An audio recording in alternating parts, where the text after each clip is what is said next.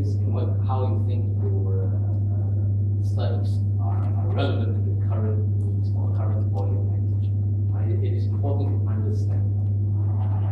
Getting rejected of journals is the first step. Get rejected, do it. The reason why I keep suggesting that is I know many of you send it in, and once you get rejected, you stop there. That shouldn't be the case. If one journal doesn't accept you, you send to another journal.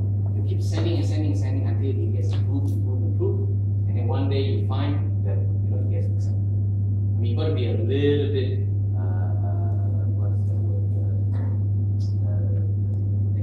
Thick skin, yes, thick skin, yes. And especially coming for a foreign country, coming from a non-speaking country, they will hit you at English, right? They will definitely hit you at English, but not tomorrow. All right, there are people who can help you with that. That is not a problem. And you don't have to put your name on the paper just for proofreading of English as well, right? So, but you should get it proofread if it's not quite there. Okay.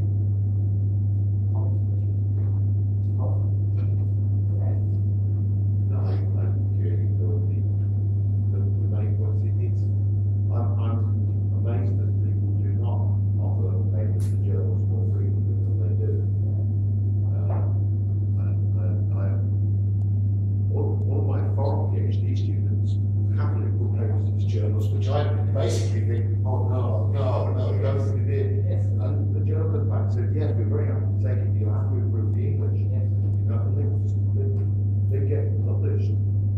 You cannot be afraid of being rejected. I mean, I know most of you think that once I submit a journal, it must be published because I put so much work in it, right? But unfortunately, it's not the case. You may not get published this time, but next time you might. And then you get their comments and improve on it until you get it. If you have a paper and you go for a conference, the conference has its own, it produces its own journal. Can you then submit to the journal? No. If your thing is going to be published, yes, then no. Well, it's part of the conference when you present at the conference and everything. Are you saying proceedings? Yeah, the conference proceedings, yeah. They produce a book, right? Well, we don't recognise conference papers unless there is a proceeding. Yes. So that does actually count. But you can improve on your work. Expand it for journal. Say, for example, you have a conference. It's only like 5 to 6 pages, right? And it gets accepted to the conference. Fine, you have a publication in a conference. But you can still take that body of work and expand it, adding more data to it or more areas to it, because at the conference it's 5 pages. Like I said, it's 20 pages, so you can expand it more. Right? And also then you can send it out to a journal, but not the exact paper. You don't send the exact paper, same title, everything. No, you can't. You expand it. If you like, an early version of this was previously presented at such conference. That covers you absolutely. This notes that I got it from the journal paper. So there's a journal paper on how to write journals. There are people looking at that. Acknowledgement, and of course references. This is a structure of a typical journal, and especially in the social science. Right? Of course, if you're doing IT and so on, there will be other things involved, but basically it's the 5 chapters that you write for your thesis. Okay. All right. So these are the things that you've got. So if you're writing a thesis or a PhD or master, you have all this. So you can pull it out and put it into one simple 20-page document or 20-25 pages document. But you need to be focused. Right? You can't put your whole thesis, here's a 200-page, pick from that. No, you have to do it, you will have to bring it together. Title should be attractive and attention grabbing, right? Because don't forget, when you look for a journal in an article in a journal, your first thing you do is read the title. And if the title is not attractive, you tend to, this is not my one, this is, I don't know what this is and so on. But if the title grabs you, go ahead and read. So don't forget, a journal is also like a business. If you are an editor, you want people to read it, right? So if you have an attractive topic, you have an attractive title, and it will grab people's attention, you will want people to read it, they will tend to want to publish it because they allow traffic into their journals. So getting an attractive title is very important. Like I said, it also tells you what area that the research shall be in and whether it fits the scope of this journal or not. Right? There are some journals, of course, I remember some professor was telling me that it was a journal of medicine, and inside there you can see management style and all kinds of stuff. And it's there are a lot of those journals out there too. So, but nevertheless, it has to be specific, and you have to be hot, at least give some details to the main theme of issues that is being discussed. Isn't that obvious? Yeah, academic titles, you have no idea what it means. It's strung together, it's like, huh? You know? So that kind of thing, maybe people in a specific area would understand. But it's also good to have one of those kind of titles because that shows certain level of academic.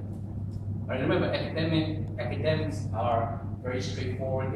They like to show their knowledge, level of knowledge. That's why you read certain professors. Right? Their English is English, but it takes you a few times to read to be able to understand because that shows how much they understand or how powerful their language or what level they are. Right? So that is the whole idea of using language. And it should also, like I said, if certain journals have special editions, certain themes that they're talking about, sometimes they will say X, Y, Z in Asia, so the population increase in 2000 around Europe or whatever, that kind of theme. So your title should reflect that kind of themes as well. So title is the first part of the You don't have to come up with it the first time you write. For example, for myself, I always write the methods first. I like writing the method first because it's easiest. Right? The hardest is always the introduction. I don't know what to write in the first sentence. And every book will tell you the first sentence is hardest to do. So keep it for the last. Do things that you think is the easiest because it gets you going. And the easiest to me is the method because you implemented the study. So you should know how or what you did. You see, but if you want to talk about the introduction, it will come to you when you get going. All this is to get you started. Now, abstract, to me, abstract should be written last because abstract should be a good summary of the entire study. Right? It should contain enough information to grab the attention. It should contain all the 5 chapters of thesis in 250 words, and to me, it should be written last. Right? Because you must have an introduction, you must have a little bit of the theoretical framework in your abstract, you must have the method you're going to use to study, and you must have the results presented and the conclusion all in 250 words. Some places require you to write 150 words, 100 to 150. Because we want to know that you really know your stuff. Right? So I believe it should be written last. Of course, you're submitting to it. I mean, there are many styles. I mean, you have to find your own style. I usually write this last. I try to figure out the title also last. I write the method first and worry about the title because it takes me some time to come out of the title.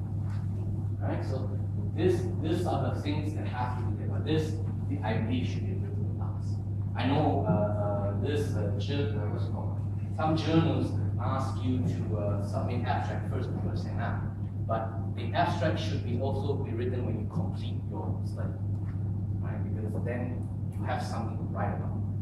You shouldn't write a journal at the start of your study because there's nothing there. So be aware, proposal and an abstract are 2 different things.